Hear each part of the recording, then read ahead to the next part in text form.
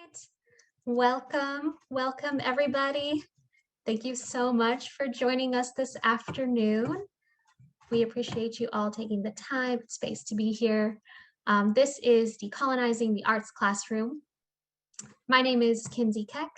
I use she, her pronouns, and I am the Programming and Membership Manager for the New York City Arts and Education Roundtable. I am a white, non-disabled person with shoulder-length brown hair, and I'm not wearing my glasses today, but I normally do. I'll probably put them on in a bit. And I'm also wearing a blue silk button-down shirt. I'm sitting in my room, and you can see my window with my plants in them behind me, and it's a rainy day today. I'm also the I already said I'm the Programming and Membership Manager for the Roundtable. So the Roundtable is a grassroots service organization working to improve and advance the state of arts education in New York City and beyond. Although we are currently meeting via an online platform, the Roundtable would like to acknowledge that we work and live on stolen land. The place that we call New York City exists on the traditional, ancestral, unceded land of the Canarsie, Lenape, Munsee, and Wappinger people. So we'd like to take a moment to give them respect, and as well as to the Black and immigrant communities, give them a moment of respect as well, because they've helped build the city that we know today. So as we travel in their footsteps, we recognize that all of our pasts, presents, and futures are intertwined.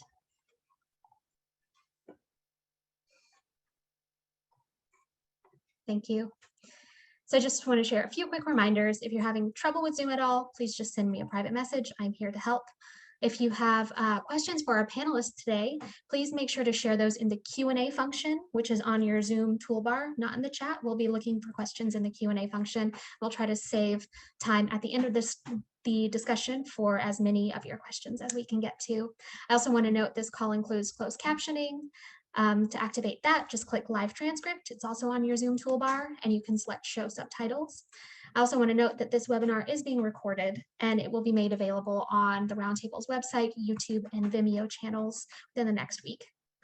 And that's it for me. Without further ado, I would love to turn it over to our moderator today. Dr. Darrell Cooper is one of the nation's leading cultural strategists and is the founder and CEO of Cultural Innovation Group, a boutique consulting agency specializing in systems change and collaborative thought leadership. He is also the creator and host of the web series Flow. He is also an adjunct instructor at New York University and the City College of New York. He's a former program officer at the New York City Department of Cultural Affairs, aka DCLA. So prior to joining DCLA, he worked at Lincoln Center Education on multiple social impact projects. Durell graduated from the Impact Program for Arts Leaders at Stanford University in 2018. He's also a member of the Diversity Scholars Network at the National Center for Institutional Diversity at the University of Michigan. He earned a BFA from Southern Methodist University and both an MA and Doctorate of Education from New York University. Durell, thank you so much for being here with us today, and welcome. Kinsey, thank you so much. Thank you to the Roundtable. Thank you to Colleen and Leslie. Thank you to all the panelists. And most importantly, thank you to all of the guests for joining us today. As Kinsey mentioned, my name is Dr. Darrell Cooper, and it is my pleasure to be your host for this discussion today. I go by he, him pronouns. And I am zooming in today from the occupied land of the Lenape people, otherwise known as Midtown Manhattan. I am a dark-skinned Black man with locks with frosted blonde tips. I'm wearing a black shirt with black headphones. In my background, you see a large, ominous gray clock on the wall, on a white wall behind me. Before I bring in the panelists, I wanted to show a little something today to kind of help contextualize some of this conversation. So what everyone is looking at now, those who are looking at the screen still, is a picture of my grandmother. Her name was Quanice Cooper. So today is my grandmother's birthday. So it's her heavenly birthday because she has since passed. And that little fellow in her arms is actually a picture of me. I probably wasn't even a year old here. I'm sure I wasn't. But today's her birthday, and so June 8th, I always kind of think about it, and it's a few days before mine. But to think about the question of, why decolonize, or why do we decolonize, or why do we talk about this work? Why do we do this work? Why is this freedom work the way that it is? Um, it makes me think of my ancestors, and bringing them in a space. It's thinking about the ancestors, but it's also thinking about the present, and then the ways in which we move towards the future. And in thinking about the present and moving towards the future, it is my distinct privilege, honestly, to be able to introduce our panelists for today. First, I would like to introduce my dear friend, Quanice Floyd. Quanice Floyd is a Renaissance woman who wears many capes and hats. Her passion for arts administration led her to pursue her second master's degree in arts management at American University, and she's currently a doctoral student at Drexel University. Quanice was recently appointed as the executive director of arts education in Maryland Schools Alliance. She is also the founder and director of the Arts Administrator of Color Network. In 2018, Quanice received the Americans for the Arts American Express Emerging Leader Award. Welcome, Quanice. Hi, everyone. Yeah, thank you so much, Darrell. That was a great introduction. I forgot that last part was in there, and I know they're probably regretting me getting that award. But so a little bit more about me is that I kind of fell into this work. I grew up in a house full of Black Panthers. I was an arts educator, music educator for almost a decade. And then I realized there is things bigger and better that I wanted to do within arts education, specifically for communities of color, students who are Black and brown and look like me. And so I ended up transitioning out of the classroom, going into advocacy work. And so I worked at the National Guild doing their director of learning and leadership development. And at Ames, I'm currently a registered lobbyist for arts education to ensure that every single student in the state of Maryland, 900,000 students in the public school system, have access to high quality arts education. I also have a podcast called the Black Arts Admin Bitch. So if you're interested in learning more about race equity within the arts administration field, please feel free to listen to that podcast. Thank you, Quanice, and welcome once again. You are all in for a treat. Now I would like to introduce Ashley Lipscomb. Ashley is the co-founder and CEO of the Institute for Anti-Racist Education. She is a graduate of Hampton University with a BA in English and a master's in teaching. She is also a graduate of Harvard Divinity School and Montclair State University with a certificate in supervision. Please welcome Ashley Lipscomb.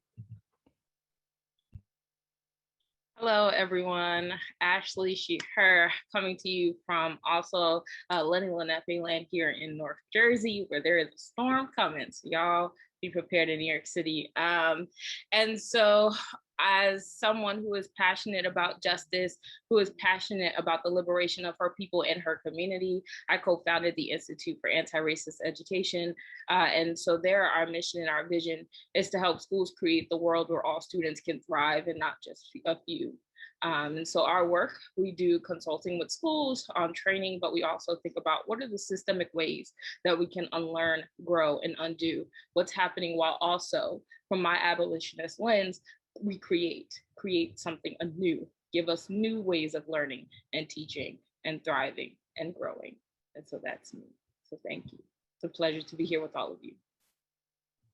It is a pleasure to have you.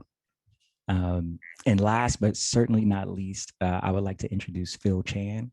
Phil Chan is an arts educator, activist, choreographer, and co-founder and author of Final Bow for Yellowface. Ladies and gentlemen, and everyone else, please welcome Phil Chan. Hi, everybody. My name is Phil Chan. I'm the co-founder of Final Bow for Yellowface, he, him. I'm calling from Lenape land, otherwise known as Long Island. Final Bow for Yellowface is our 5th anniversary this year. Essentially, we started as a platform to help ballet companies deal with how they represent outdated ideas of other cultures, specifically Asian cultures, but our work has resonated far beyond just the Asian experience. It really questions the Eurocentric center of classical ballet, and questions what would ballet look like as an art form if we replace a strictly Eurocentric center with a multiracial center. So instead of viewing other cultures as exotic, magical fantasy places, how do we keep tradition while keeping those works alive? So that seems to be the big challenge as ballet companies are coming back to live performances again. So we're really hoping that the past 18 months has been a good reboot for a lot of these companies to question, why choosing a default European worldview is maybe not doing them any favors as both our companies diversify and our audiences diversify. So just holding on to a strictly European or European-centric way of doing things is sort of our process of decolonizing. So a real pleasure to be here with some other fabulous thinkers. So thank you for having me. I'm also a Chinese and white biracial man, stunningly handsome, of course, for those of you who cannot see. I'm wearing a black and white shirt with a, unfortunately, backlit background. But yeah, just here to hang out. Stunning is very appropriate for sure. Okay, so let's get into the conversation. So a little bit of I guess house rules for the conversation. We will be using the Q&A function throughout the conversation. So if questions come up for you throughout the panel, please drop them in the Q&A, and we will do our best to answer them either in real time or writing. And then also the conversation today, we're really looking at fostering conversation amongst the panelists as well. So it won't be a typical sort of like moderator taking it to one person, and then that's the way. This is really a more open and free-flowing conversation. So in the spirit of that, the first question that I would like to take to the group is, what is decolonization and how can it be used as a tool for liberation and or resistance?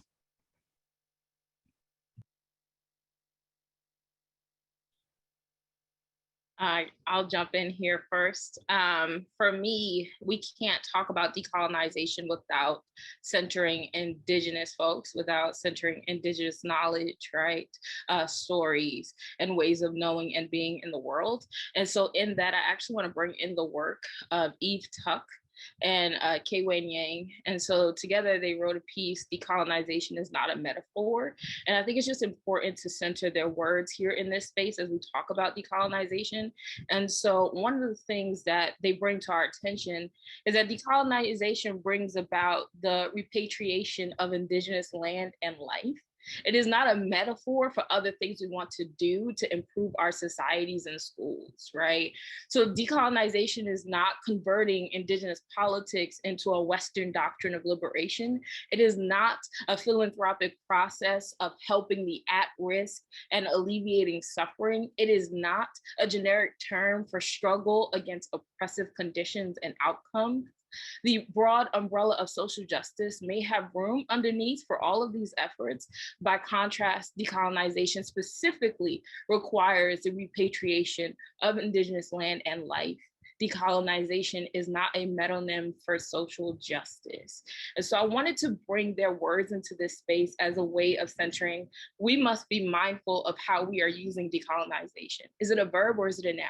Are we using it to say that it's about all social justice and civil rights and it's about all forms of being? And so I wanted to kind of bring in that tension for us and to be mindful that that is not really at its core decolonization, right? It is not just about diverse books. It is about how do we understand learning and ways of knowing? How do we understand schooling and whose knowledge is being brought into the classroom? It is about land, right? So as we think about art in the classroom, how are we allowing students to even have their feet and to honor that land that they live on? How do we recognize that we are on unceded, occupied land? And what does it mean that decolonization is not just something that we use as a blanket term, but is an act? It is a way of life. It is a way of giving back of what was taken. And so that makes it more complex, I think, when we think about decolonization in the classroom, It is not something that is simple as just adding in more diverse voices in our classroom. It challenges us to take a look at policies and practices, the ways we impose knowledge on students, instead of allowing them to cultivate them. What does it mean to go from an individualistic worldview to one that is communal? So I just wanted to put that into the space, that decolonization cannot be one that is separated from indigenous ways of knowing and being and learning. And that we must be mindful that we do not reinforce, right, settler colonialism and settler knowledge onto this term of decolonization, that it requires us to think of things that we have not done before. I'd love to piggyback on that. I've got a colonization story that is outside of the United States. I was born in Hong Kong, which is a British colony at the time. My mother is white from America. My father is Chinese from Hong Kong. And so I've been both the colonizer and the colonized in the same breath, in the same experience. So I don't just see decolonization as something that we have to do in the United States, but for me, it's really about questioning a single way of doing things, capital way of doing things, that has gone unquestioned, that we've inherited from a lot of European traditions. I think for me, decolonization means, like I said in my intro, replacing a strictly Eurocentric way of doing something with a multiracial way of doing something. So we live in a multiracial society.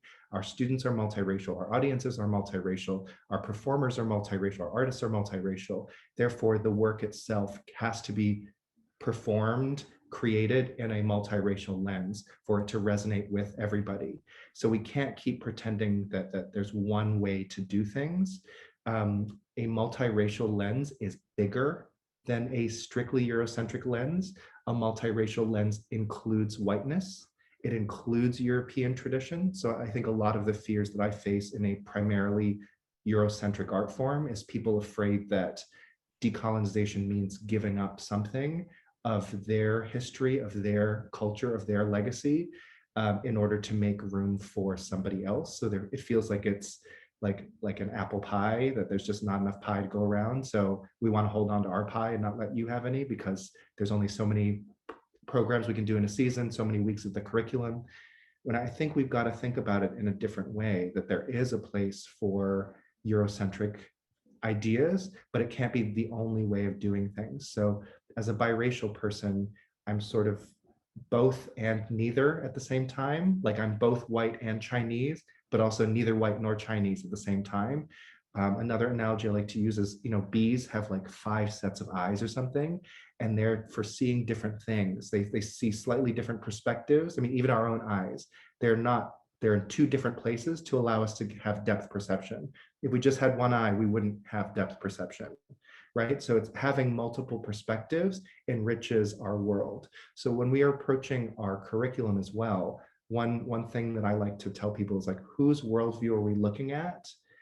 How can we look at the same thing from different perspectives? Because that challenges your brain, especially as a young person, of saying, oh, I don't just have to do it this way, or this isn't just the way it is. When you introduce richness of thought, people can form their own opinions of what's the right way to do this? What's the best way for me to do this?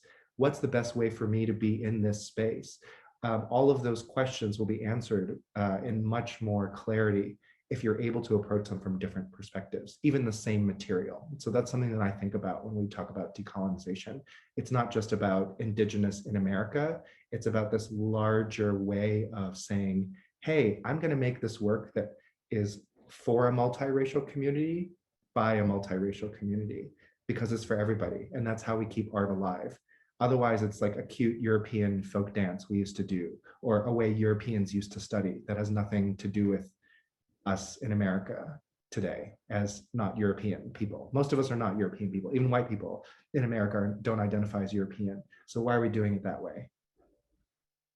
And what Ashley and Phil said, I'm just piggybacking. It was really powerful because for me, decolonization is yes, Eurocentricity is included in the multiracial society, right? But we are still decentering that whiteness, right? We're decentering that self.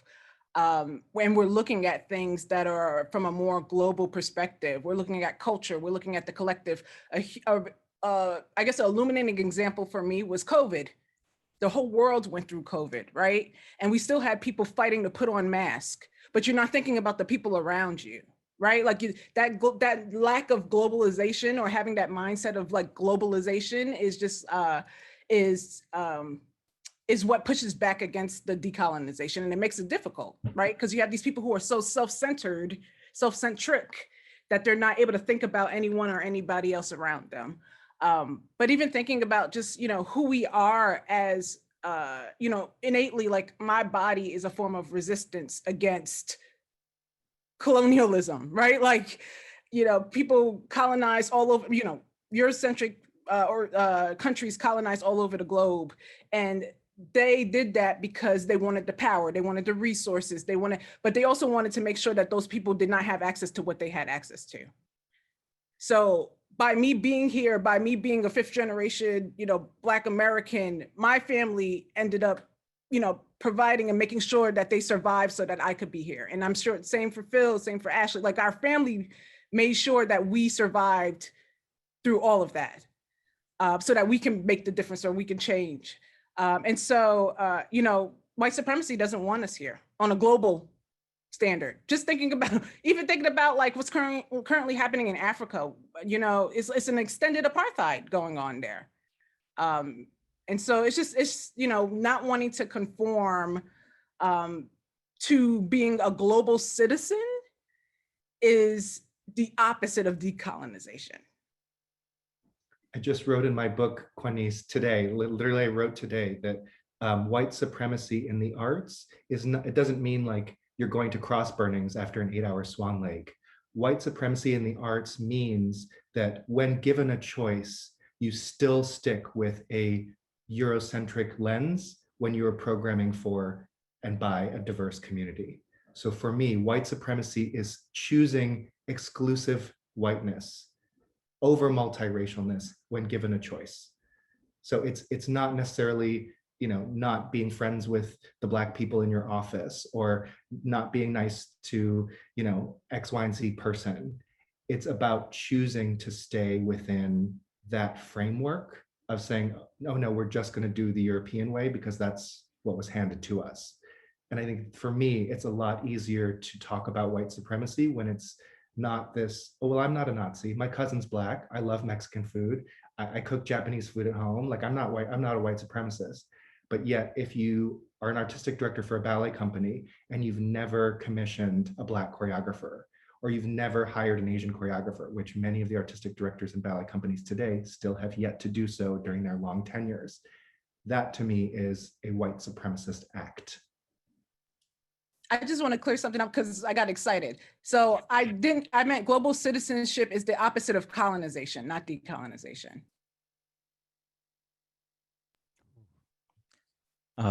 I really hope people, yes, this is being recorded, but also hopefully you have your notebooks out because those pages are going to fill up tonight. Let's keep going down this sort of path of the ways in which settler colonialism actually does show up in like the art spaces, arts classrooms. What are some other examples that we might see in the arts education field? I guess I can go first because this is my day-to-day, but policy, every single day. We try to separate arts education from educational policy. That's not how it works. All of this is integrated. Like all of it is connecting, all of it is intersectional. I can't talk about the fact that there's an arts education apartheid happening in Baltimore City public schools without talking about the gentrification, without talking about the war on drugs, without talking about mass incarceration. That is all a part of it. And it falls into educational policy because we have people who are making these policies for our students who don't understand what our students go through, don't look like our students, have students in private school. Like that's what it is. And so, for me, I've been an educator, I've been in the classroom. So of course, within curriculum and instruction, assessment, assessment is a whole different thing because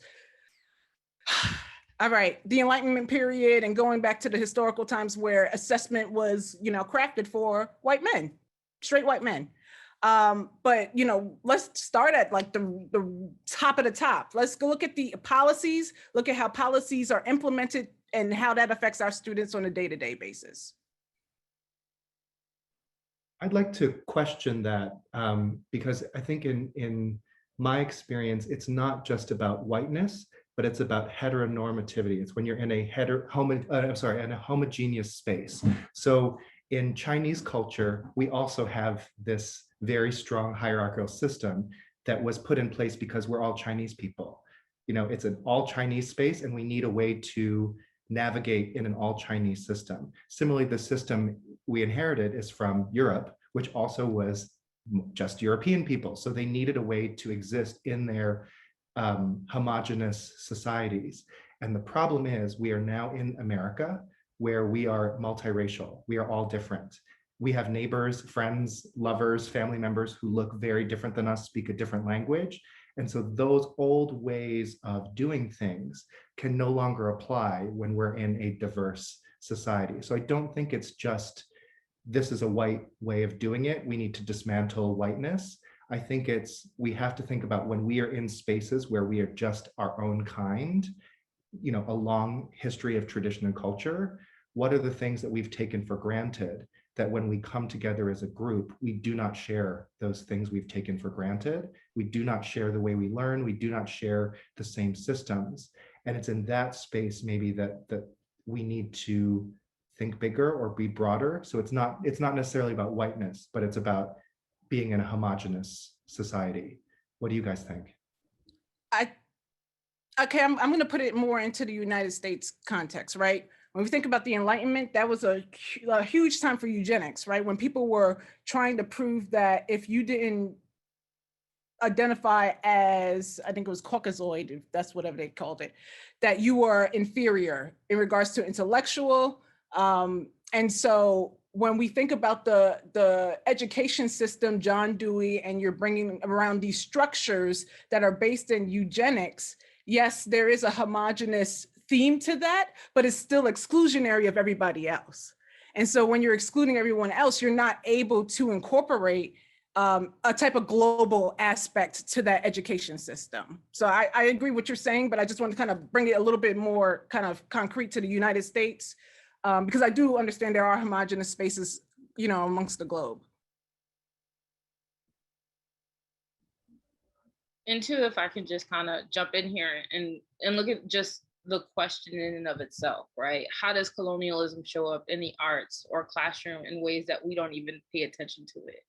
I think about, again, it's about ways of knowing, but more so, what are our environments? It's not just what we're learning, but how are we cultivating relationship that is very deeply embedded in Indigenous knowledge, right? So what does it mean that students are able to co-create together?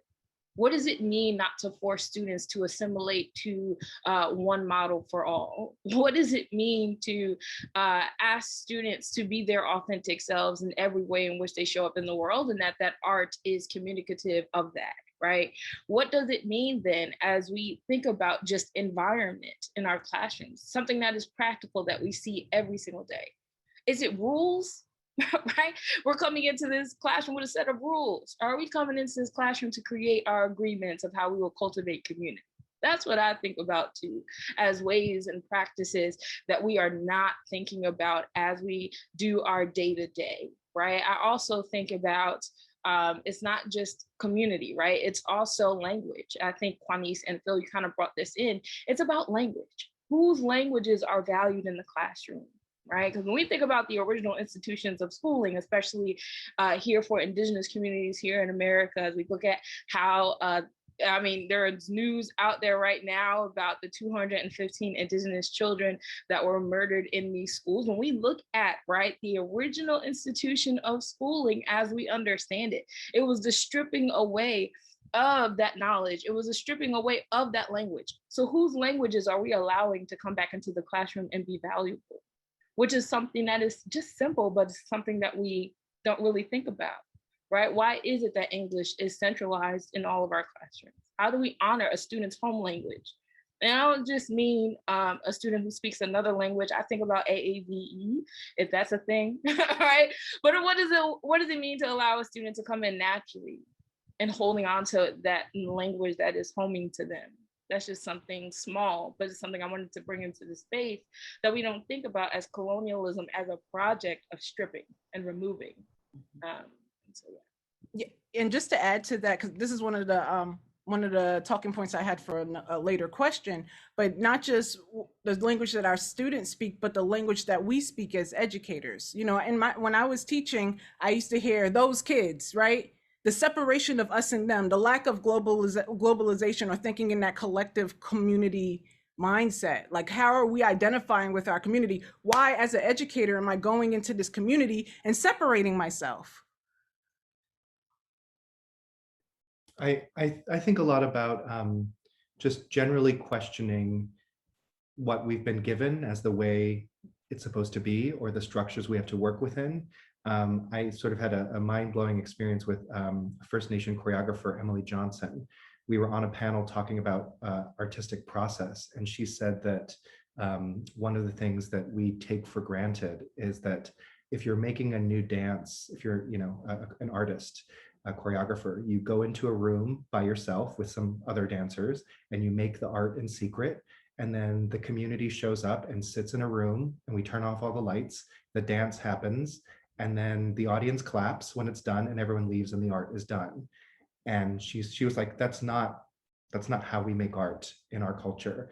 We get feedback. It's communal from day one. The audience is in the room participating with the incubation phase. By the time we get to the performance, that's only a small part of the entire experience of the work of art, from creation to reflection to incubation to and afterwards, what happens after the art.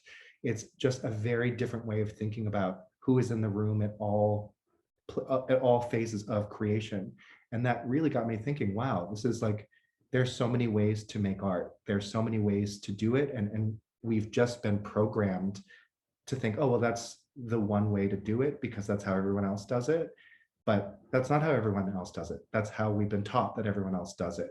So I think that part of this work as well is, and I think this is probably the most challenging part for people, is to imagine what you don't know, right? Like, I don't know that there's another way to do that until I talk to people, until I educate myself, that there are other ways, other modalities, other processes that I can be using to get the same result, whether it's a performance on stage or excellent students.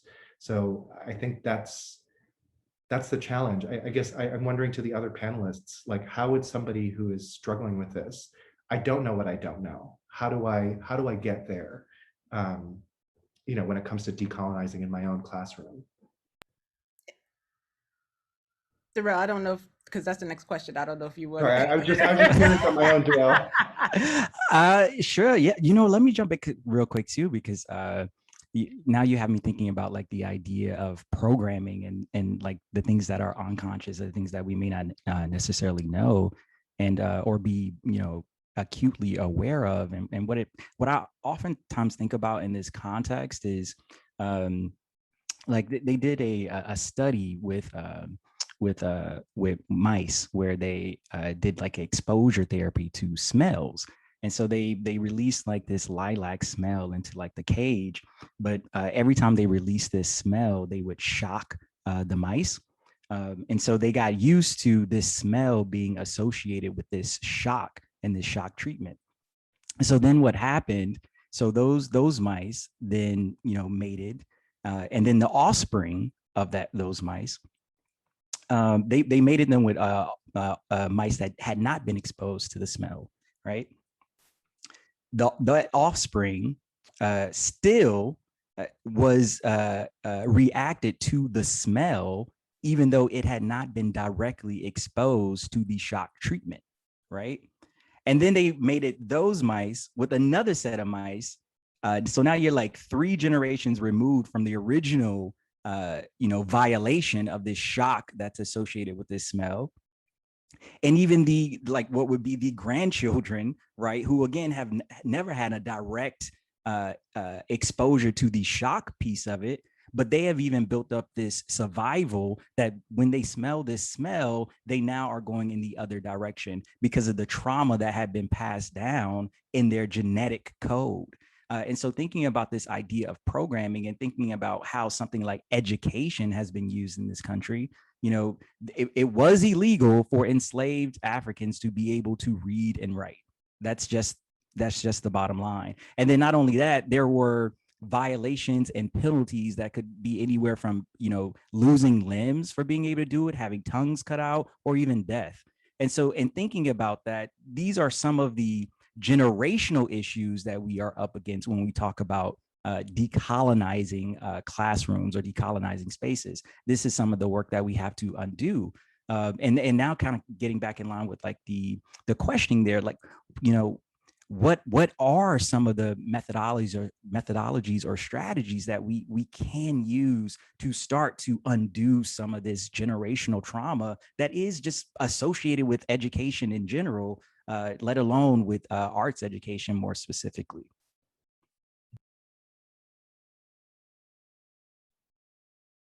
I'll jump in.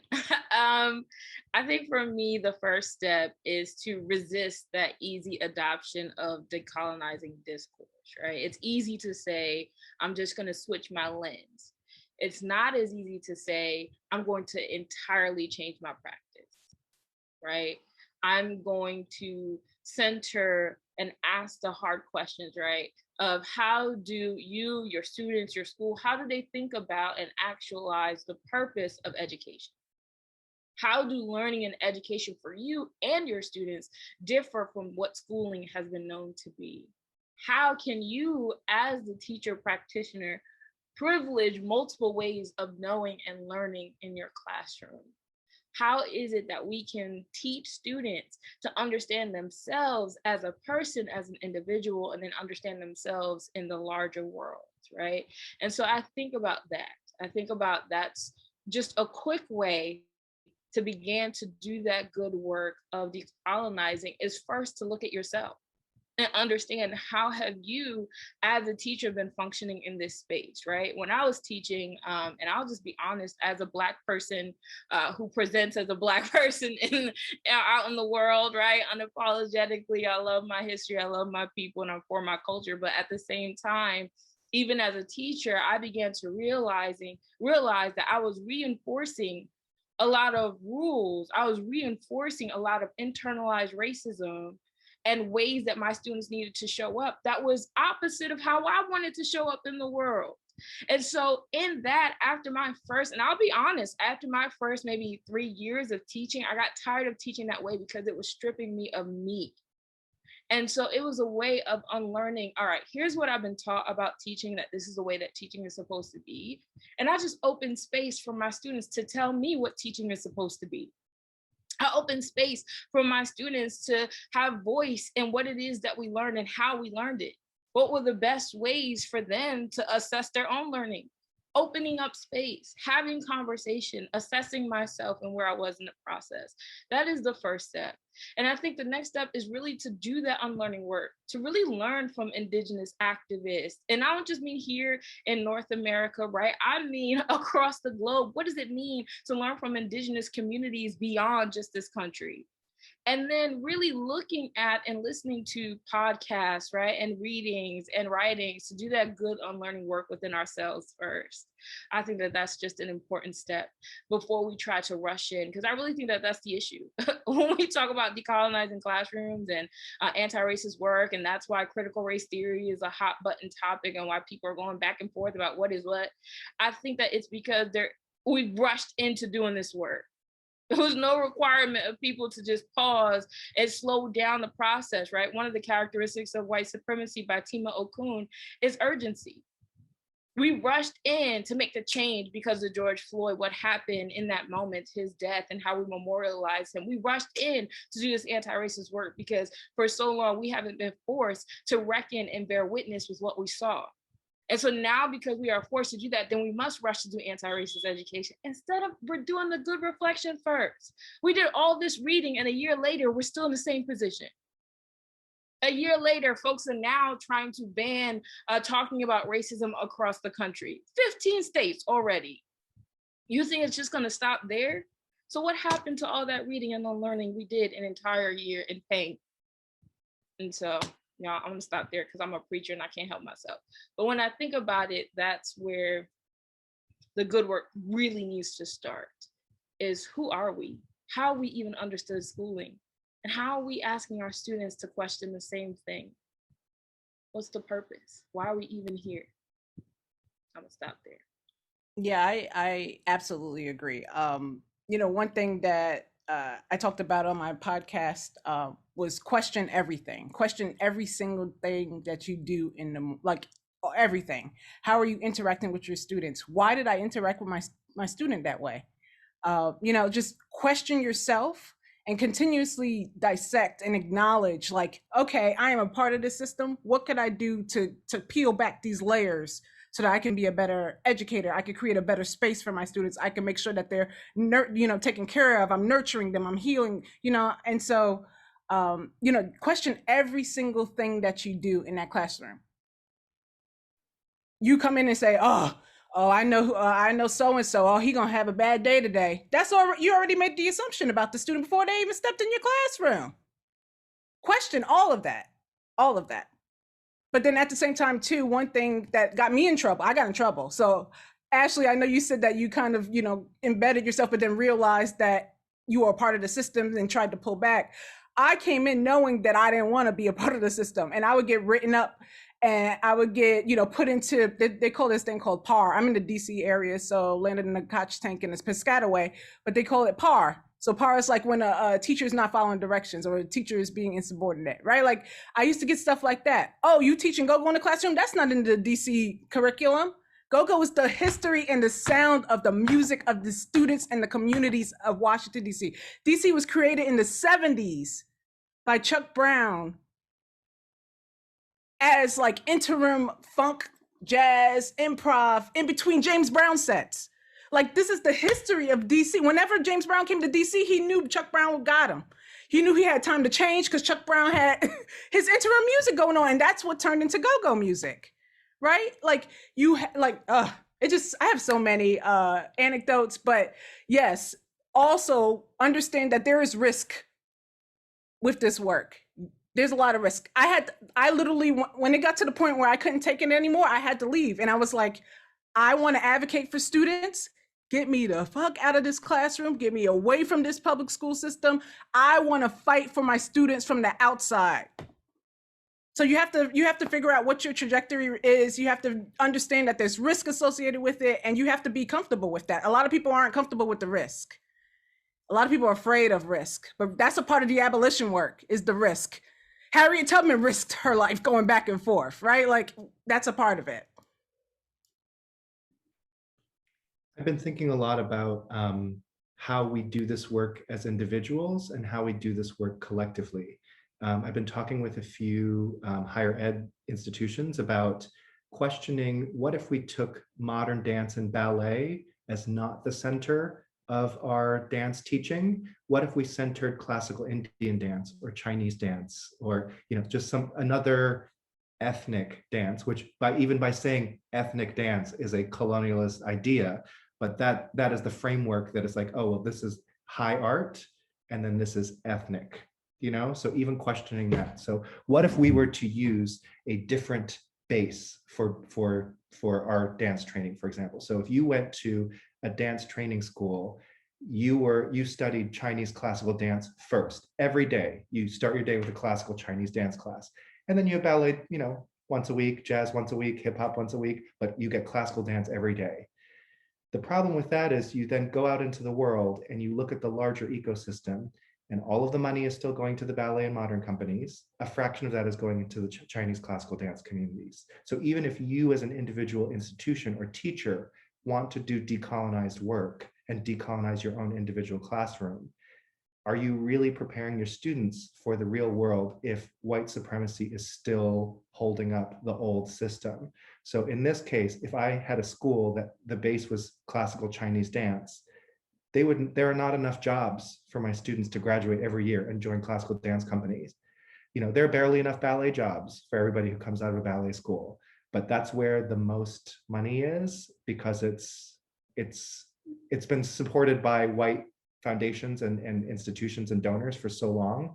So even as an individual trying to decolonize, it sometimes feels hopeless or scary or impossible because the larger structure that we're living in still hasn't made that switch. So even my best intentions as an educator, if the real world is still being upheld by white supremacist systems, I'm not doing my students any favors. It's such a challenge that we face.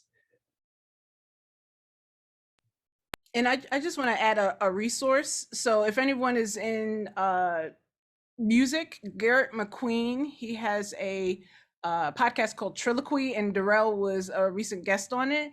But Garrett is a classical bassoonist, a Western classical bassoonist, and he always makes sure that when people say classical music, that they are expanding their definition of what classical music truly is, because classical music is global. And we're not talking about Western European classical music. We're saying compa. Compa in Haiti is the indigenous classical music there, right? Like there's indigenous classical music happening all over the globe, and not just what we see as classical music. Oh, thank you so much for bringing that into space. What would you recommend as a next step or a first step for someone who is looking to implement some of these practices, maybe in their classroom or in their space, but say they're trying to do it without the support of their administration, right? There are no deans, no principals, nobody's, and they're like, they can see the issues that are happening and they want to implement these practices, but are having, trouble doing that. What would you recommend for that educator? I told y'all I got in trouble. So I used to get in trouble. Good trouble. I didn't have that support. But one thing I do know is that administrators, school leaders listen to the parents. And so that community and building that community, building that relationship that, as Ashley talked about, is crucial, right? Like I would speak to and form relationships with the parents in my community. And whenever Miss Floyd needed something, the parents would call for me, because I had that relationship with them. Regardless of what the admin say, if you getting 5 and 6 or 7 calls from parents in elementary school, like that's a problem. And so they change their mind based on what the parents say. But yeah, I often get in trouble. So I try to, if people are comfortable with getting in trouble like I am, I always say, go for it. But you also know that this work is a lot, and you have to be extremely reflective. You have to be open to the feedback that you get from others and for yourself. You have to be ready for it. I would also like to say that I get in trouble a lot too. I have been blacklisted by a couple of folks who are scared of this conversation, a few institutions who are scared to engage in this way. It's the price you pay for speaking up and changing. I guess sometimes it just means you're doing something right. For me, I think about, as a dancer, I think about racist work as doing your tendus. Like every day you have to stand at the bar and you have to brush your foot in front to, build up that strength. And, when you're first starting to do tendus, you're maybe not using the right muscles. It's a little awkward. You have to practice a lot. You have to do it in public. You have to do it in private. And then eventually your tendu becomes a step that builds into bigger things. Your foot comes off the floor, it turns into a big leap, but it starts with a simple step that you have to do every day. But at no point in your career as a student, as a professional, are you like, okay, I've done tendus, I know how to do this step now, I can check that off my list and I can go, go to the beach. The reward for a perfect tendu is more tendus, right? And so similarly with an anti-racist practice, if you think about anti-racism as a destination, you're not going to get there, right? It's not like, okay, well, I have 5 Black friends, I read these 10 books and I volunteered this many hours of community service, I'm now an anti-racist person, fabulous, I'm going to go to the club. Like, that's not how it works. The reward for doing a perfect tendu is more tendus. So if you think about anti-racism as a direction, as opposed to a destination, you can find ways of doing it with joy, with humor, without guilt, without burnout. And I think that has been the biggest and probably hardest lesson as an advocate that I've had to learn, is to not think about it as a goal to be anti-racist, but as a way of being, as a direction that I'm choosing to align my life and my work and my time and my energy into this direction as opposed to this one. And I think it's in that space that I've been able to stay curious, stay hungry, stay positive, stay joyful, stay playful. Anti-racist work can be fun. Anti-racist work can be a source of great creativity and inspiration, right? Because if you think about it, decolonization means you have to have an open mind. It means you have to think bigger. It means it forces you to imagine a bigger possibility. That's creativity. We're all arts educators. We're all creative people. It's the same muscle that we use as artists. So just being in touch with that part of it too, and remembering that decolonization, anti-racism can be fun, have humor in it, that's also a part of it. So again, when you shift your mindset from being a destination as opposed to a direction, that's some of the byproduct that can come out of it that actually makes this work quite enjoyable. I'm going to come from the organizer standpoint. So in the chat there, I put a link to buildingmovement.org where they have mapping ecosystems. I think it's just important to understand who are we in these movements, what are our skill sets, and how do we understand organizing in that way. And so as you do this work in your schools, and make it practical, because I think a lot of times we think that is far from us. We hear that we can't teach racism, but you can. You can do that in storytelling. You just don't have to call it racism. At a certain point, you allow the students to get there, right? When certain states where they say you can't talk about race, you can't talk about racism, in a certain way you can, right? As an educator, you can tell certain stories and you ask the students, what does it mean that race is created? How do we see that being a thing? Now, yeah, I did mention race, because sometimes you have to. But at the end of the day, it's about getting in there and co-liberating. So what does it mean to have a support system of teachers that are also doing the same thing? And sometimes you have to be covert in your work and what it is you're trying to do. That it is a both and, because even when we think about abolitionist movement, as you, I think Quanice, you brought into this space, Harriet Tubman, right? That was a covert operation as well. There was a secret planning that was happening. And I hate that we have to do it that way, but we have to see this as a movement, right? And I think Phil even said that this is not a destination, but it is a movement. So how are we in of ourselves, understanding ourselves as a part of this movement? Are we the educators that are teaching about race and racism to families on the outside, where you are having this conversation with communities? Are you the one on the inside in the classroom that has already changed your curriculum to include so many voices, but you are also the one who has changed your practice and how you teach? That is practical. That is something that you don't have to voice out to the world where you don't have that support. It's also about you doing the good work and doing your research. Who can you reach out to more practically to get that extra support for yourself, right? Where administration won't give it to you. What is it that you can do? How can you build your community of folks so that you can keep this learning sustainable? Right? And so if it's a certain article that you're reading, if it's you changing how you're building a community project together, where students actually have to look at murals in the community, right, as an art project, and then you talk about what are some things that you're seeing in your own community? What structural things are impeding you from showing up as your full self? That is you doing the good work without support. Now, if you can get support, that is a great thing. Write the letters to your administrators explaining how they said that they were anti-racist and they don't want to be performative anymore. And so you're asking them to send you to this specific training that's going to not only help you grow as a teacher, as an educator, but just help you to grow as a person, right? How do you do that good work? How do you get families to rally behind you? How do you get other educators to join in the movement? And then how are you sustaining yourself outside of that work? Because that is tiresome, right? Quanice, I can only imagine being the one who is being pushed out. So then how do you also care for yourself and push back against the system that teaches you not to? That's also a part of the work. That's sustaining the work. That's keeping it going. And then also just realize, hey, this is a lifelong project. Colonialism, settler colonialism is a lifelong project at this point. At least that's how it feels for me. And so I understand that this is built on a system of years upon years. How then do we see ourselves impacting the moment, the right here, the right now? And I think it's Mariame Kaba who says that hope is a discipline and that hope must be practiced every single day.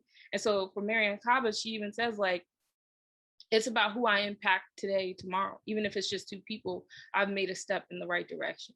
I've done the good work, right? So how are we even understanding that? Wow. So some of you may have noticed that there's like a bit of a storm. I have some lightning like behind me in like the New York, New Jersey area. There's a bit of a storm, and I'm pretty sure this conversation is what's causing it. After listening to everyone today, I mean, incredible. I just want to, we have about roughly about 25-30 minutes left. I just want to encourage participants to use the Q&A function, especially if you have a question that you want to ask the panelists. I want to kind of come back to Harriet Tubman and abolition. You know, we all know that this work, this healing work, this abolition work, you know, it happens both individually and collectively. But I think about Harriet, and Harriet had a lot of accomplices and co-conspirators along the Underground Railroad. You know, some of them may have been Harriet's hue, and some of them were not. You know, so how do we, in this freedom work and this abolition work, you know, how do we start to build those networks of accomplices and co-conspirators along the process? Well, all of the artistic directors, the majority of the artistic directors that we've worked with for Final Bow for Yellowface have been white. I am biracial. My mother is white. I carry a lot of white privilege. I'm able to go into meetings with these directors and not be threatening or be able to fit in culturally in these spaces. I can walk into a ballet studio and own it and know that I belong. So with that privilege, it's also my responsibility to speak up. So the message can come from a person like me and be heard.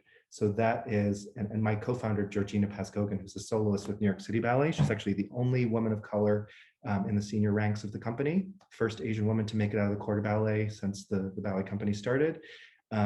She and I are also sort of these white passing people that can go into these spaces. So we're really trying to get white people on board. I wrote a book, Final Bow for Yellowface, Dancing with Intention and Impact.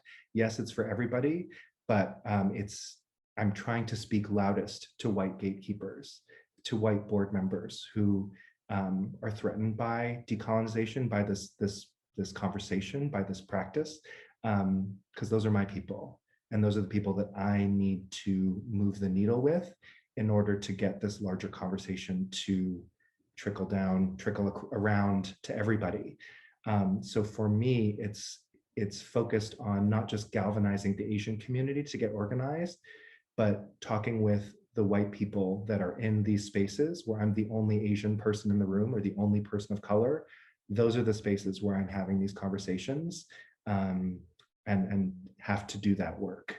And it's exhausting. It takes a lot of emotional energy and time, and I, you know, but that is the price to pay to do this anti-racist work. So for me personally, that is my focus and where I can contribute the most. But my advice would be to see how you as an individual can contribute. Where are your spaces? Who are your people? What circles do you run in?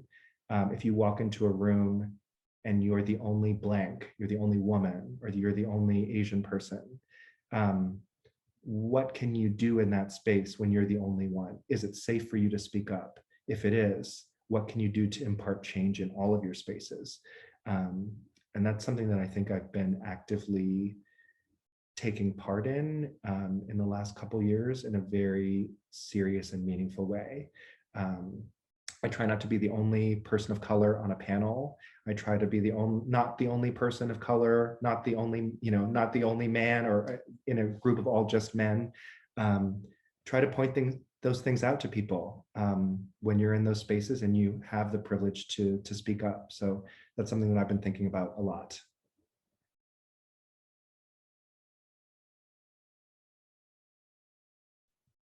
For me, I think it's just getting to know people, like, you know, who would want to be an accomplice or a co-conspirator or a co-liberator, right? When I was teaching and I was getting fed up with what was going on, what was being said, I found my co-liberator, right, who was white, who actually, we founded my organization together because in that we realized, all right, this is a mess. And we began to have these conversations. We began to share resources. We began to look at each other's lesson plans and talk about, well, how can we do this? How can we do that? Who can we work with for this? That was a conversation that we started. And from that, it inspired, well, there is a greater work that we can do together, because she understands, number one, her privilege. So she knows that there are spaces where she needs to be the one to have that conversation and to speak up, where she knows that I'm going to struggle, right? Because there's going to be a blockade when I come into the room. And so she's able to leverage her privilege on my behalf. And so what does that mean to do that work by establishing relationships and knowing who you can work with to do this, right? Ones who have been doing it, ones who have been having this conversation. So it's about relationships. And then once you kind of build that support, right, you can kind of move forward in this work and lean on each other for resources and ways to push the system forward. I saw a question there about advice for white people about being an ally to people of color. After the shooting in Atlanta, I had so many come up, the shooting, where they killed the 6 Asian women. I had so many people coming up to us after that shooting saying, I'm so horrified. I feel terrible for you. Oh my goodness, and it was all about me. And again, this comes back to this centering of it would have been so much more effective if those people had come to me and they said, I can't imagine how you're feeling. Do you want to talk? How are you feeling today? And I get that there's a sense of trying to be empathetic. That's the intention. But my advice is, as an ally, first take your own ego out of the equation and center somebody else's experience. So if it's Black History Month and I say, these are the Black people in my life, happy Black History Month, that is so performative and gross and ugly. So, and it comes across as people smell it. People say, okay, you're not centering the Black experience here, you're centering yourself. So think about ways to say, hey, how are you doing? How can I support you? Where are things that you see that are problems where I can step up and help? At the end of the day, yellowface, this practice of doing racial caricature, it's a white problem. Asian people, we aren't doing yellowface, we're doing Peking opera, so it's white people's problem to fix. Yellowface is a white problem. So, I'm able to speak up as a white person and do the work, but I'm also able to share my perspective as an Asian person living in this body, in this society, about what that work is that needs to be done. So I'm sort of a hybrid in both, but the partnerships and the allyships that I have that are most successful are when people come to me and they say, hey, I want to support the Asian community. I want to do better on this front. How can I center your experience and your stories and what you need so that I can be the best advocate I can be, as opposed to me saying, oh, it'd be a great idea for you if I did this, if I had a bake sale, or if I, whatever. It's like, center somebody else's experience first. It is probably the most humbling thing you can do as an ally, but also we are very equipped at doing that as artists, right? Art is about building empathy towards somebody else's experience. So if you think about who is your favorite character in a movie or a book, maybe it's someone who has a different gender than you, maybe it's someone who has a different race than you, but you identify with that person in that little book or in that short 2-hour movie. You can put yourself in somebody else's shoes and see the world through their perspective. That's what great art can do, should do. And we can do the same as advocates, as educators. Keep that in mind. I guess, or Ashley, did you have something to add? That's okay, good. I guess we can move to the Q&A, especially because there's quite a few questions in there. So let's start answering them because we don't have a lot of time left. This first question is from an anonymous attendee. It looks like it is for you, Quanice. They're asking, they would like to hear more about how assessment falls into this conversation. And even more specifically, they're saying they work in museums and they're curious about more inclusive ways to assess programs and impacts. Yeah, I'll keep it short. Data is not neutral. Assessment is not neutral. You can literally Google and find how assessment has white supremacist roots, SATs, all of that. But also look into Lyndon Darling Hammond's work. She talks a lot about that. But yeah, I would say definitely do your research and dig a little bit deeper into that topic.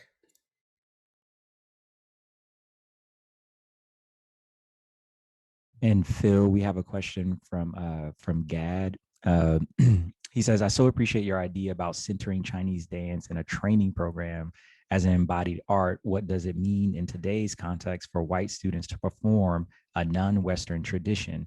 How do you overcome understandable resistance to what might be read as appropriation? Yeah, I recently had I was doing a class with a group of younger students, a group of interns, and we were talking about who is allowed to do what.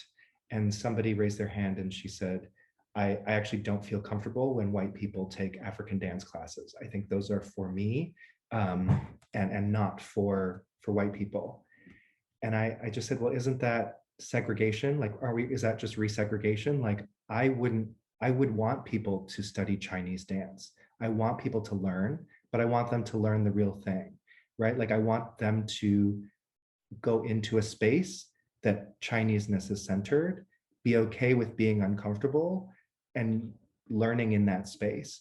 I think that we are all richer as people when we experience lots of different cultures. I mean, that is probably our greatest strength as America, as a country, is our diversity. So why would we want to block off, certain only staying in your lane or only in your culture, right? Like it's like if I only could eat Chinese food every night and nobody else on this call could eat Chinese food, that's not the America that I think is best for us. But there's a way to do it with respect. So, just try to not just teach the dance, but teach the culture that it comes from. Do your research, bring in outside guests from that experience. I recently also had an experience with a professor who was,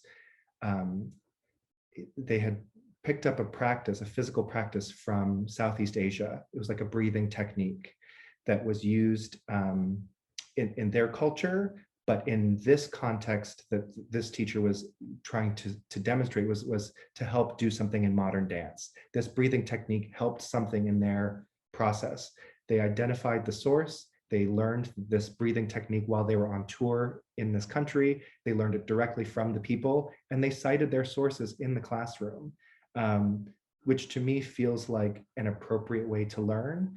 But this teacher there was a lot of pushback against this teacher of accusing them of cultural appropriation, which I thought was a shame because, they literally were saying, this is something from this culture. If you want more information, learn more about it. This is who I studied with. This is what it means within that culture, but this is how we're using it here. It's not being disrespectful. It's very different than putting on a sacred religious garment on, like wearing a First Nation headdress to a music festival. It's not that. It's an informed understanding of this practice, even as an outsider, and then translating it and using it in a way that someone can get some richness out of it while still acknowledging where it came from, which is very different than, say, Balanchine not acknowledging his African influences and calling it his own work or his own genius. That's very different. If I told you this practice is from Indonesia, this is the master I learned it from, this is where you can get more information, and this is how I'm using it in my particular practice. That's very different than just saying, oh, I invented a new step. Look, I'm using my torso. I'm the first one to use my torso. Isn't that genius? No, you took that from African dance. We've all seen it. But so that, I think, is the line that we have to balance, is research, is respect, it's citing your sources, and it's opening up a larger conversation about what this is. I think that is the balance. And I think it can be scary for white folks who want to teach other cultures, who want to share other experiences, but don't have that lived experience, but might have it in another way of maybe like my mother, for example. She's a white lady who speaks Cantonese and cooks better Chinese food than most of my Chinese relatives. But she's only gotten there because she lived there. She worked hard in that culture. She assimilated into our family. And so, yeah, she's not out there, trying to pass off Chinese food as her own cooking. She's acknowledging where it came from, and she's doing it in a context with other Chinese folks. So it's how you use the cultural materials that you're given, how you teach it, how you present it, that I think makes all the difference in the world.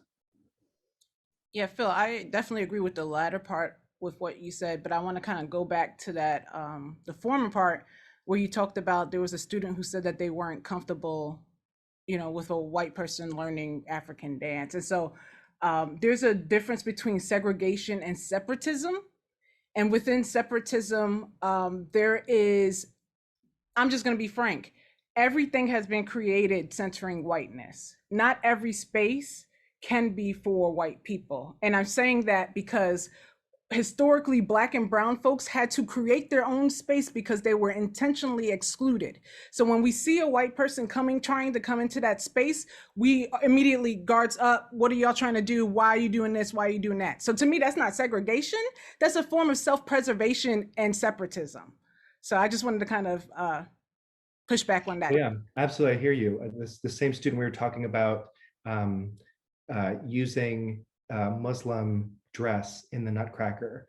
Another student said, I get teased for wearing my burqa and my niqab out in public, yet when you do it in the Nutcracker, it's beautiful and sensual. So I'd rather have you not wear it at all than you wear it incorrectly or wear it in a way that, so there is this imbalance. I do appreciate the importance of affinity spaces. We just finished 10,000 Dreams Virtual Choreographic Festival, where we profiled a different Asian choreographer every month during Asian Pacific Heritage Month. And we had a couple working sessions of just the choreographers. It was just a room full of Asian people, just Asian choreographers. And everybody was like, I've never been in a space where it's just Asian people, like this many Asian choreographers in one room, and we don't have to cut through all of those layers to get to the real meat of the conversation. So I absolutely appreciate the importance of having affinity spaces, and I do think that those are important. But I don't think we can just cut off all culture and say, well, you can't wear a qipao, a cheongsam, a Chinese garment, because you're not Chinese. Yes, I want you to wear it. Girl, you look great. Wear it to the prom. But the second you start doing this in your prom photos, that's where I draw the line. That demonstrates that you don't have the cultural competency to respect my culture to wear that garment.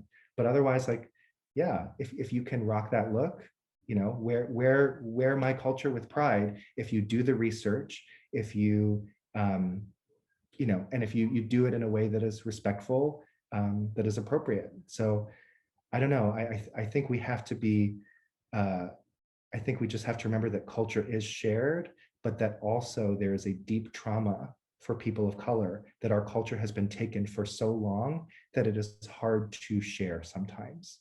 So I think if you're a white educator, be aware of that there is that dynamic that is very much in play, especially from folks who have a rich cultural tradition to draw from, but see a flattened, caricatured, stereotyped version of their culture over and over in popular culture.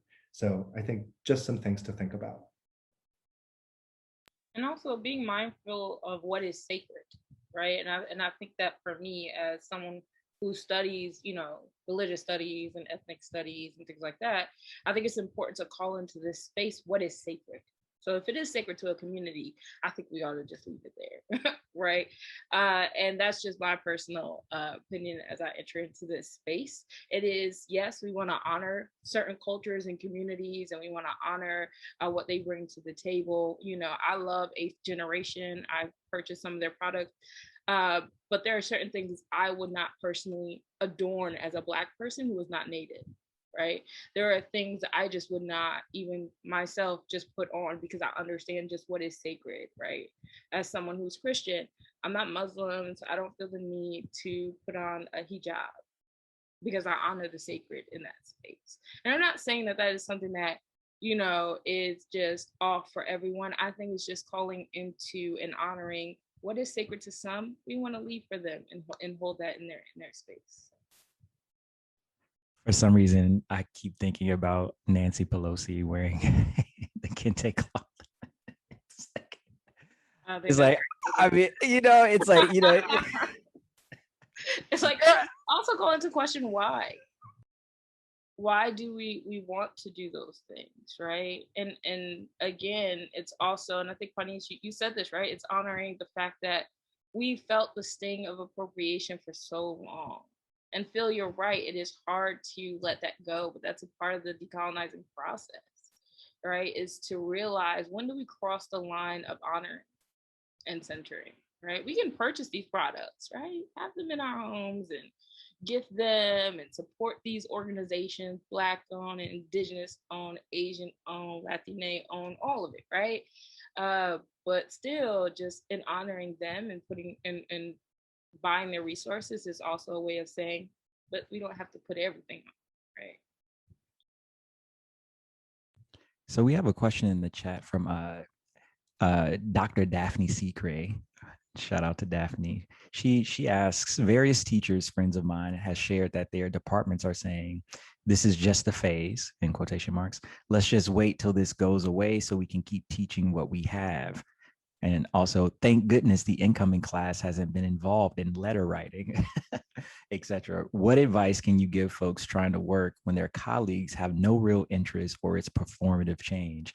So this one's interesting because it's less about the administration and leadership and more about not getting support from your peers. And oof, that does feel different. I've had situations where people say, white people have said to me, my colleagues have said, well, I actually don't support diversity because that means it's going to be harder for me to get ahead. Like, I want that promotion. So if we are diversity, diversity, diversity, it's going to go to a Black woman and not me. And I want that job. So I'm not for diversity.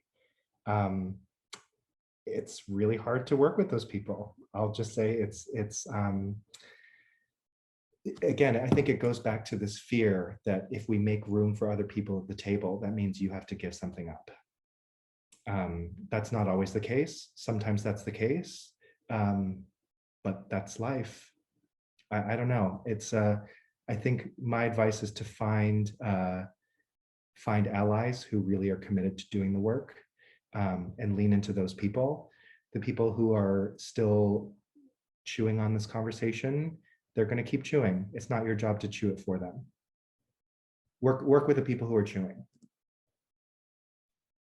I'm just gonna be my authentic self here and say, okay, leave them people be. I would just say this working for everybody, and at this point, we've noticed that people can be performative, but we just gonna allow them to be performative and do what they do. At the end of the day, I want to do the real work with the real people who are gonna energize me, support me, lift me up, give me what I need to keep being in the fight. I don't have time to be trying to focus on folks who really are just not about the work, and that's just real. And if they are saying that they want to do it, you know how far they're gonna go. So expend as much energy as you feel you have the capacity to do so. But at a certain point, we have to be honest, we don't have the capacity sometimes. And that's just me.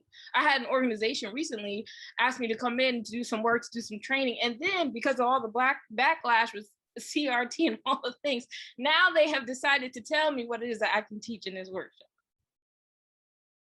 So I said, okay, we will no longer work together again. And it's not because I don't want, change to happen, right? I'm not one of those people who's like, well, cancel culture is just taking over. And I mean, hey, cancel culture has its place. It's called accountability. But at a certain point, I have to understand and be realistic that this ain't for everybody, right? And if we're going to be, true to the fire, we just need to be honest about that. We just need to work with the folks who are really trying to do it and make this change with those folks. Because if people are going to hinder progress, I mean, that means we just respectfully, I'm gonna just go ahead and do what I do, and that's it. So I think that that's something we need to start being honest about, right? We do want to call people in, as they've said, but when the calling in is being hindered and blockaded by everything else, then it's time to say, okay, I've done my part. I've extended as much as I can. I no longer have the capacity in this space. It no longer serves me. I'm going to keep the energy I need so I can keep doing the fight for the long haul. Because if we don't, we're just going to burn ourselves out. And that's just the honest truth. And you have to know who you are too, right? You have to know what your core values, what your limits are, what your boundaries are, so that you can make those decisions. Because if you're not stable, then it's going to be a little bit more difficult for you to do what Ashley did. But I agree, I ignore people. Yeah, one thing that I keep coming back to lately or more recently is like, you can't be my liberator and my oppressor. That doesn't work that way. You gotta be one. And you know, I've become a little bit more comfortable with just cutting out toxicity, you know, because sometimes you just got to do it. So we might have time for one final question. We have like 5:23, so it might be kind of quick, but I did want to get this one in before we all said goodbye. So I want to do what Robin Kelly calls freedom dreaming for a second. What do you think future generations of Black, Latinx, Asian American, and Indigenous young people, specifically even maybe students, hopefully, you know, living in a more liberated future, Afro future at that, what do you think that they would say about the work we're doing today, and maybe even this panel discussion specifically, and maybe 1 minute each? They're not going to believe that we even had to have this conversation, is my hope. They're going to look back and be like, what? You mean you guys didn't always do it this way? You didn't always have open doors for people? Like, how did you guys even do this? Like, it is my deep, deep hope that people will look back on my work and say, I cannot believe you even had to do this work, that you even had to spend your time doing this work. I mean, other choreographers who are my age have been making choreography for the past 5 years. I put my practice on hold to do Final Bow for Yellowface. And like just now I'm picking up my pace where I left off. And people are gonna say, wow, you took time out of your work to do this other work. I can't believe that. My white peers don't have to do this. What my white peer choreographers have been going on making work the past 5 years, and I have not. You know, and they're going to, someday they're going to be like, wow, I can't believe you even had to do this work. That's my hope.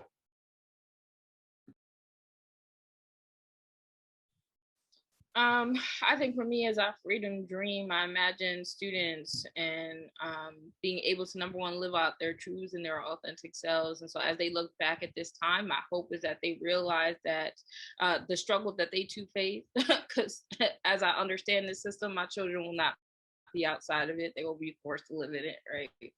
But as I understand it, my hope is that they look back and they say, you know what, I value that. And it energizes me to continue the work here in my life today. It energizes me to make sure that I show love and extend love to the person closest to me, that I am actively working to transform this world as I know it, because the world can change and it will change. I just don't know it's going to happen in my lifetime. I don't think it will. And that's just me being honest. And so I'm hoping and believing that as my children grow and live, and as their generations grow and live, each time there is change that has been made. But we can look back at freedom fighters and act as if they're so distant, but they're really not. So I hope that the story and the legacy that I live is not one because I've done all these great things that is defined by white supremacist standards of success, but that they remember that she loved so hard that the work was just passion. And for that, that is the love that I want to keep going in my community, in my family, and that's how we're pushing forward.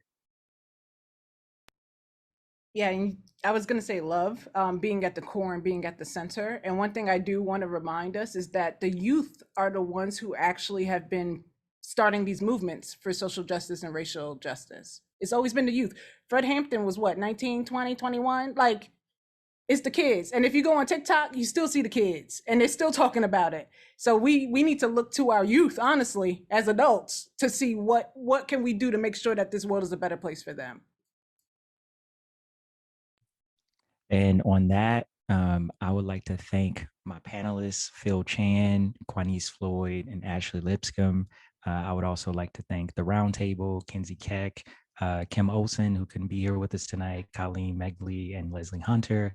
And most importantly, I would like to thank all of you, the attendees, for coming, or the ones that'll watch this later via social media. Thank you all for your time, for your attention, for your brilliance, and for your passion for this work and field that we all know and love despite its challenges. So thank you all again. Kinsey, I will now pass it over to you. Thanks, Darrell. And I just, of course, have to echo again, so much gratitude to you, Darrell, to Ashley, to Phil, to Quanice for spending this time with us and sharing your expertise, your knowledge, your truths. I can't express to you how much it means. I do want to say sorry to folks who put a question in the Q&A and didn't get it answered, but you know, there was a lot to discuss. We only had 90 minutes, which just flies by. So apologies for that. I do also want to note that, like Darrell said, this is going to be shared later. So I'll be sharing via email probably next week a recording of this, and also the chat transcript that has all those resources in it that we shared. So I know I myself am going to have to go back and just like watch this again and read all of that again, because there's so much going on that I want to revisit. So you'll have that opportunity as well. And I want to acknowledge, you know, this conversation is so necessary. And also, you know, like you all said before a couple of times, this work has to be constantly ongoing. It's a movement and a practice and a process. So this 90 minutes just got us started. And I want everybody on the call to know that the Roundtable is in the planning stages of a follow-up workshop to this conversation. So be on the lookout. Once we have those details, we will be sending them out to you all.